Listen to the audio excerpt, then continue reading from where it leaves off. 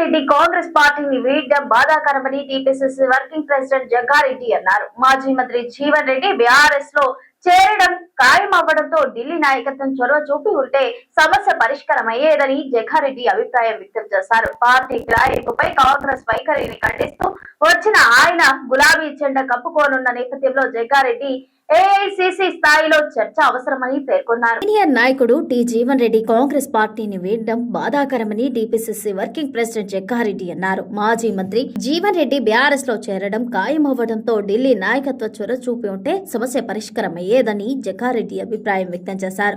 Party ఫిరాయింపులపై Congress వైఖరిని ఖండిస్తూ వచ్చిన ఆయన గులాబీ జెండా కప్పుకోనున్న నేపథ్యంలో జగ్గారెడ్డి ఏఐసిసి స్థాయిలో చర్చ అవసరమని పేర్కొన్నారు. జగిత్యాల సీనియర్ నాయకుడు జీవన్ రెడ్డి కాంగ్రెస్ వీడడం ఆ పార్టీ సీనియర్లు ఆందోళన వ్యక్తం చేస్తున్నారు. టీపీసీసీ వర్కింగ్ ప్రెసిడెంట్ జగ్గారెడ్డి మాట్లాడుతూ సోనియా గాంధీ, రాహుల్ గాంధీ కుటుంబానికి కాంగ్రెస్ పార్టీకి విధేయుడుగా ఉన్న జీవన్ రెడ్డి పార్టీని వీడడం బాధాకరమంటూ పేర్కొన్నాడు. కీలక నేత దూరం అవ్వడంపై స్పందించిన ఆయన అంతర్గతంగా ఏం జరుగుతోందో ఏఐసిసి స్థాయిలో చెక్ చేసుకుని ఉండాల్సింది అంటూ తెలిపారు. కొన్ని రోజులుగా కాంగ్రెస్ పార్టీ తీరుతో అసంతృప్తిగా ఉన్న జీవన్ రెడ్డితో నేరుగా ఢిల్లీ నాయకత్వం మాట్లాడి నేరుగా రంగంలోకి దిగి సమస్యను పరిష్కరించి ఉంటే బాగుండేదంటూ ఆయన వెల్లడించారు. అయితే ఇది తన వ్యక్తిగత అభిప్రాయమని జగ్గారెడ్డి తెలిపారు. జీవన్ రెడ్డి పార్టీ మారడానికి గల కారణాలను బహిరంగంగా మీడియాతో చెప్పలేమని అంతర్గతంగా పార్టీలో చర్చిస్తామంటూ జగ్గారెడ్డి పేర్కొన్నారు. తెలంగాణలో ఖాళీగా ఉన్న అంగన్వాడీ పోస్టులకు భర్తీ చేస్తామని మహిళా శిశు సంక్షేమ శాఖ మంత్రి సీతక్క స్పష్టం చేశారు. మహబూబాబాద్ జిల్లా కేంద్రంలో ప్రణామ్ వయోవృద్ధుల డే కేర్ సెంటర్ ప్రారంభ కార్యక్రమంలో పాల్గొన్న ఆమె అంగన్వాడీ టీచర్లకు స్మార్ట్ ఫోన్లు పంపిణీ చేశారు. ఈ సందర్భంగా మీడియాతో మాట్లాడిన సీతక్క రాష్ట్రంలో అంగన్వాడీ వ్యవస్థను మరింత బలోపేతం చేసేందుకు చర్యలు తీసుకోనున్నట్లు చెప్పారు. త్వరలోనే 15,000 అంగన్వాడీ టీచర్ పోస్టులను భర్తీ చేయనున్నట్టు కీలక ప్రకటన చేశారు. తెలంగాణలో ఖాళీగా ఉన్న అంగన్వాడీ పోస్టులను భర్తీ చేస్తామని మహిళా శిశు సంక్షేమ శాఖ మంత్రి సీతక్క స్పష్టం చేశారు. మహబూబాబాద్ జిల్లా కేంద్రంలో ప్రణామ్ వయోవృద్ధుల డే కేర్ సెంటర్ ప్రారంభ కార్యక్రమంలో పాల్గొన్న ఆమె అంగన్వాడీ టీచర్లకు స్మార్ట్ ఫోన్లు పంపిణీ చేశారు. ఈ సందర్భంగా మీడియాతో మాట్లాడిన సీతక్క రాష్ట్రంలో అంగన్వాడీ వ్యవస్థను మరింత బలోపేతం చేసేందుకు చర్యలు చేపట్టుకుంటున్నట్లు చెప్పారు. త్వరలోనే 15,000 అంగన్వాడీ టీచర్ పోస్టులను భర్తీ చేయనున్నట్లు ప్రకటన చేశారు. అలాగే అంగన్వాడీ టీచర్లు ఆయాలకు జీతాలు పెంచే అంశంపై తమ ప్రభుత్వం సానుకూలంగా ఉందన్నారు. ఆ అంశాన్ని పరిశీలిస్తున్నట్లు వెల్లడించారు. మహబూబాబాద్ జిల్లా కేంద్రంలోని ఐడిఓసి భవనంలో 1,368 మంది అంగన్వాడీ టీచర్లకు స్మార్ట్ ఫోన్లు అందజేస్తున్నట్లు తెలిపారు. రాష్ట్ర వ్యాప్తంగా మొత్తం 37,000 మందికి స్మార్ట్ ఫోన్లు అందించనున్నట్లు స్పష్టం చేశారు. ఇక ఇందిరమ్మ ఇండ్ల కేటాయింపులోనూ అంగన్వాడీ సిబ్బందికి ప్రాధాన్యత ఇస్తామని అన్నారు. అంగన్వాడీ టీచర్ల జీతాల్లో కేంద్ర ప్రభుత్వం తన వాటాను పెంచాలని ఇప్పటికే కేంద్రాన్ని డిమాండ్ చేస్తున్నట్టు తెలిపారు. ఆరోగ్య తెలంగాణ లక్ష్యంగా ప్రభుత్వం ముందుకు సాగుతోందని ఆ దిశగా చర్యలు తీసుకుంటున్నామన్నారు. అంగన్వాడీ టీచర్ల సంక్షేమానికి కాంగ్రెస్ ప్రభుత్వం ఎప్పుడు అండగా ఉంటోందంటూ మంత్రి సీతక్క హామీ ఇచ్చారు.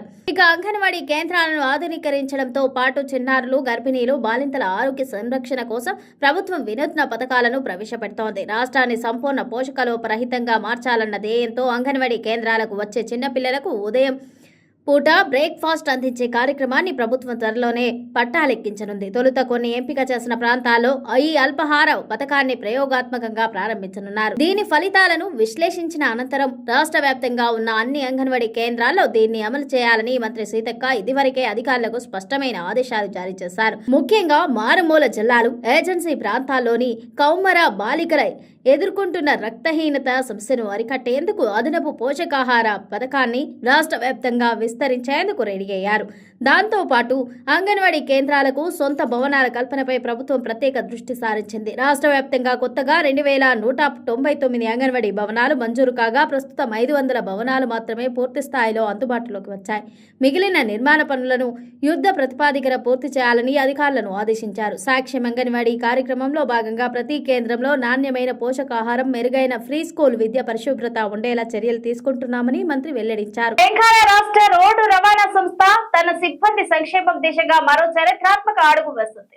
సంస్థలో పనిచేస్తున్న వేలాది మంది ఉద్యోగులు, కార్మికులు సామాజిక భద్రతను పటిష్టం చేయడమే లక్ష్యంగా సహజ మరణం సంభవించిన వారి కుటుంబాలకు ఆర్థిక సాయం అందించేలా కొత్త బీమా పథకాన్ని ప్రవేశపెట్టింది. ఇప్పటికే ఆర్టీసీ ఉద్యోగులకు 1 కోటి ప్రమాద బీమా పథకాన్ని అమలు చేస్తున్న ఆర్టీసీ తాజాగా యూజీఐ ద్వారా సహజ మరణానికి 10 లక్షల బీమా కల్పించేందుకు సిద్ధమైంది. ఈ మేరకు తెలంగాణ ఆర్టీసీ ఎండీ నాగిరెడ్డి కీలక వ్యాఖ్యలు చేశారు. ఈ నిర్ణయం ఏప్రిల్ 1వ తేదీ నుంచి అమల్లోకి వచ్చిందని చెప్పారు. తెలంగాణ రాష్ట్ర రోడ్డు రవాణా సంస్థ తన సిబ్బంది సంక్షేమం దిశగా మరో చరిత్రాత్మక అడుగు వేసింది.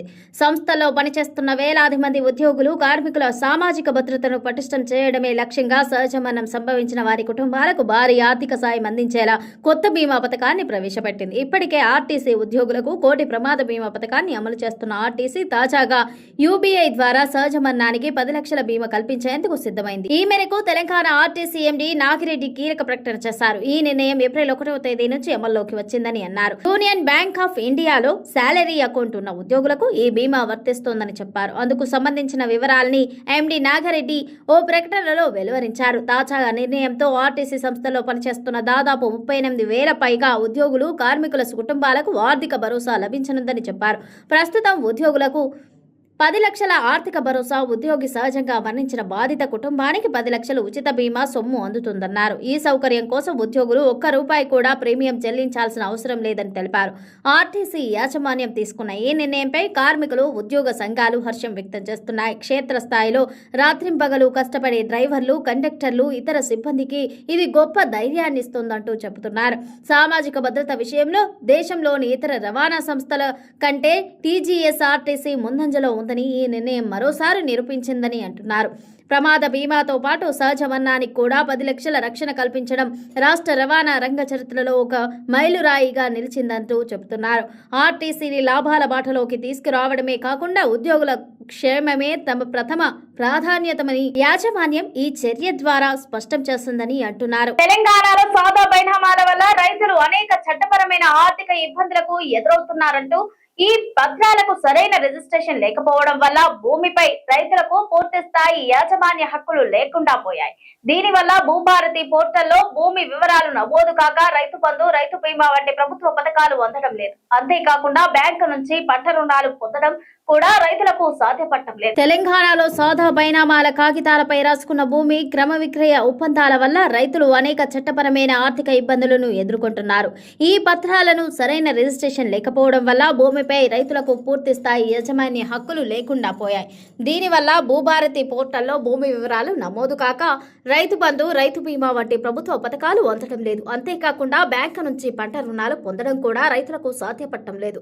భూముల ధరలు పెరగడంతో పాత యజమానులు, వారి వారసులు వివాదాలకు దిగడం వల్ల రైతులు కోర్టుల చుట్టూ తిరుగుతున్నారు. భూమి రికార్డులు స్పష్టంగా లేకపోవడంతో క్రయ విక్రయాలు చేయడం కూడా రైతులకు కష్టతరంగా మారింది. ఈ నేపథ్యంలో సాదా బైనామా సమస్యల పరిష్కారం విషయంలో సర్కార్ కీలక నిర్ణయం తీసుకుంది. తెలంగాణ వ్యాప్తంగా 2020 అక్టోబర్ 12 నుంచి నవంబర్ 10 తేదీ వరకు స్వీకరించిన సాదా బైనామా దరఖాస్తుల పరిష్కారానికి గ్రీన్ సిగ్నల్ ఇచ్చింది. ఈ మేరకు భూ పరిపాలన ప్రధాన కమిషనర్ లోకేష్ కుమార్ తాజాగా అందుకు సంబంధించిన మార్గదర్శకాలు జారీ చేశారు. ఇటీవల అఫిడవిట్ నిబంధన సవరించిన నేపథ్యంలో వీలైనంత త్వరగా సాదా బైనామా భూముల క్రమబద్ధీకరణను పూర్తి చేయాలని సర్కార్ ఆదేశించింది. భూమి కొనుగోలుదారు మాత్రమే ఆధారాలతో కూడిన అఫిడవిట్ జత చేయాల్సి ఉంటుందని మార్గదర్శకాల్లో పేర్కొంది. ఆర్టీఓ ఆధారాలు పరిశీలించి క్రమబద్ధీకరణకు సిఫార్సు చేస్తారని, 30 రోజుల్లోగా భూ యజమాని పేరును భూభారతిలో నమోదు చేసి అభ్యంతరాలు స్వీకరించనున్నట్లు తెలిపారు. ఏవైనా అభ్యంతరాలు ఉంటే క్రమబద్ధీకరణ ప్రక్రియను నిలిపివేసి పరిశీలన చేస్తారన్నారు. సాదా బైనామాకు సంబంధించిన అక్రమమని తేలితే క్రిమినల్ కేసు నమోదు చేసి సిఫార్సు చేయనున్నట్లు వెల్లడించారు. ఈ వ్యవహారాన్నింటినీ ఆయా జిల్లాల కలెక్టర్లకు పర్యవేక్షించాలని సీసీఎల్ఐ కమిషనర్ తాజాగా జారీ చేసిన మార్గదర్శకాల్లో సూచించారు. ఇక భూభారతి రిజిస్ట్రేషన్ల ప్రక్రియలో ఎంఆర్ఓ సంయుక్త సబ్ రిజిస్టర్కు సహకారిగా ఉండేందుకు నియమించిన ఫీల్డ్ టెక్నికల్ స్టాఫ్ సంఖ్యను కుదిస్తూ రెవెన్యూ శాఖ తాజాగా ఉత్తర్వులు జారీ చేసింది. ప్రస్తుతం తెలంగాణ వ్యాప్తంగా 636 మంది ఫీల్డ్ టెక్నికల్ స్టాఫ్ పనిచేస్తున్నారు. 2020 నుంచి ఇప్పటి వరకు వారి పరిభారాన్ని మండలాల వారీగా పరిశీలించిన భూ పరిపాలన ప్రధాన కమిషనర్ FTS సంఖ్యను కుదించాలని తాజాగా నిర్ణయించారు. జిల్లా సమన్వయకర్తలతో పాటు రాష్ట్ర వ్యాప్తంగా 332 మంది FTSలు ఉంటే చాలని డిసైడ్ అయ్యారు. ఈ మేరకు వారి సంఖ్యను కుదిస్తూ రెవెన్యూ శాఖ తాజాగా నిర్ణయం తీసుకుంది. మార్చి నెలాఖరుతో ముగిసిన FTS విధుల గడువును ఈ మేరకు 2027 మార్చి 31 వరకు పొడిగించింది. ఈ మేరకు చర్యలు తీసుకోవాలని అన్ని జిల్లాల కలెక్టర్లను CCLA కమిషనర్ ఆదేశిస్తూ ఉత్తర్వులు జారీ చేశారు. రాష్ట్రంలో రేషన్ కార్డుల అనర్హుల జాబితాను గుర్తించే పనిలో అధికారులు పడ్డారు.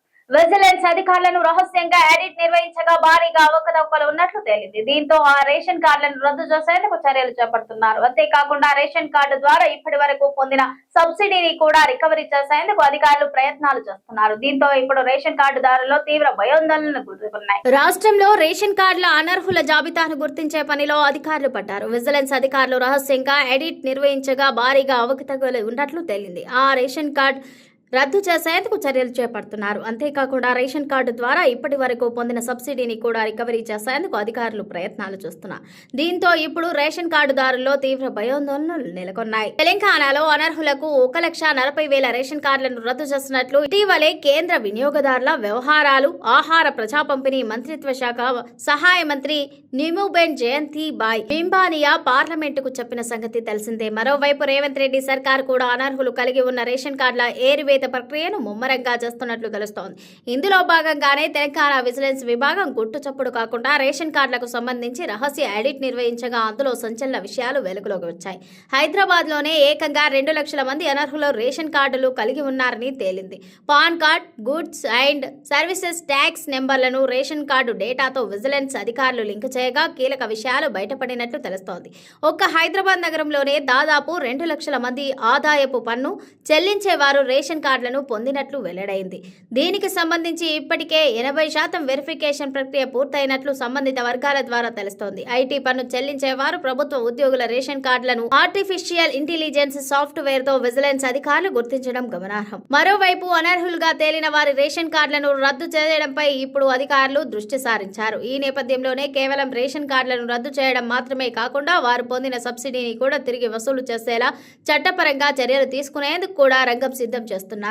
ఈ నేపథ్యంలోనే ఇప్పటి వరకు రేషన్ కార్డులు పొందిన అనర్హుల గుండెల్లో రైళ్లు పరిగెడుతున్నాయి. రేవంత్ రెడ్డి నేతృత్వంలోని కాంగ్రెస్ ప్రభుత్వం తెలంగాణలో అధికారంలోకి వచ్చిన తర్వాత భారీగా రేషన్ కార్డులను జారీ చేసింది. దీంతో గత బీఆర్ఎస్ ప్రభుత్వంతో పోలిస్తే ప్రస్తుత కాంగ్రెస్ ప్రభుత్వంలో 15 లక్షల కంటే ఎక్కువ రేషన్ కార్డులు ఉన్నట్లు కేంద్ర ప్రభుత్వం ఇటీవలే గణాంకాలు విడుదల చేస్తాయి. ప్రస్తుతం తెలంగాణలో 17,348 రేషన్ దుకాణాలు ఉండగా వాటి నుంచి నెలకు 1.5 కోట్ల రేషన్ కార్డుదారులకు సరుకులు తీసుకుంటున్నట్లు కేంద్రం తెలిపింది. వీటిలో 99,36,073 ఫుడ్ సెక్యూరిటీ కార్డులు కాగా 5,66,660 అంత్యోదయ అన్న యోజన కార్డులు ఉన్నాయని పేర్కొంది. 5,146 అన్నపూర్ణ కార్డులు ఉన్నట్లు కేంద్రం స్పష్టం చేసింది. తెలంగాణలో ఎండలు దంచి కొడుతున్నాయి. ఉదయం 8 దాటిందంటే చాలు వానుడు బగబగలు ప్రజల్ని ఉక్కిరిబిక్కిరి చేస్తున్నాయి. ఇక ఉదయం 10 తర్వాత రహదారులు నిర్మానుష్యంగా మారుతున్నాయి. హైదరాబాద్ నగరంతో పాటు చాలా పట్టణాల్లో ఇదే పరిస్థితి. ఇక తీవ్రమైన ఎండలకు తోడు ఉక్కపోతతో ప్రజలు అల్లాడిపోతున్నారు. ఏసీలు, కూలర్లు, ఫ్యాన్ల కింద సేద తీరుతున్నారు. కాగా రాష్ట్రంలో ఉష్ణోగ్రతలు మరో 3 డిగ్రీలు పెరుగుతాయని తాజాగా హైదరాబాద్ వాతావరణ కేంద్రం అధికారులు హెచ్చరించారు.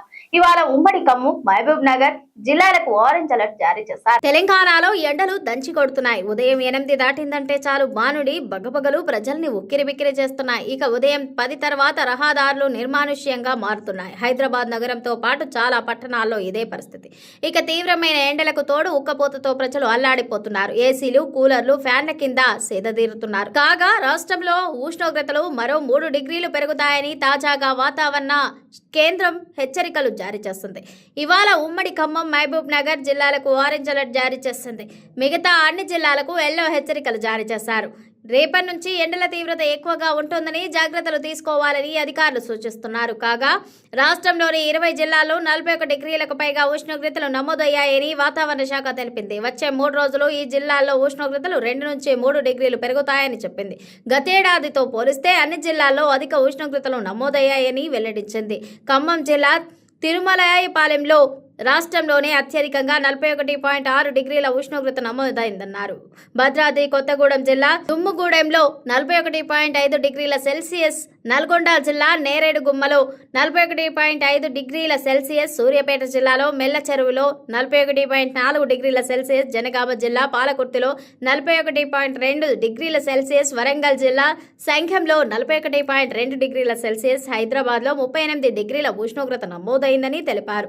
పెరుగుతున్న ఉష్ణోగ్రతలు, తీవ్రమైన వడగాల్పుల నేపథ్యంలో ప్రజలు అప్రమత్తంగా ఉండాలని ఆరోగ్య నిపుణులు హెచ్చరిస్తున్నారు. ఎండలో శరీరం నుంచి చెమట రూపంలో నీరు లవణాలు బయటకు వేడికి పోతాయని, కాబట్టి దాహం వేయకపోయినా తరచుగా నీరు తాగుతూ ఉండాలని చెబుతున్నారు.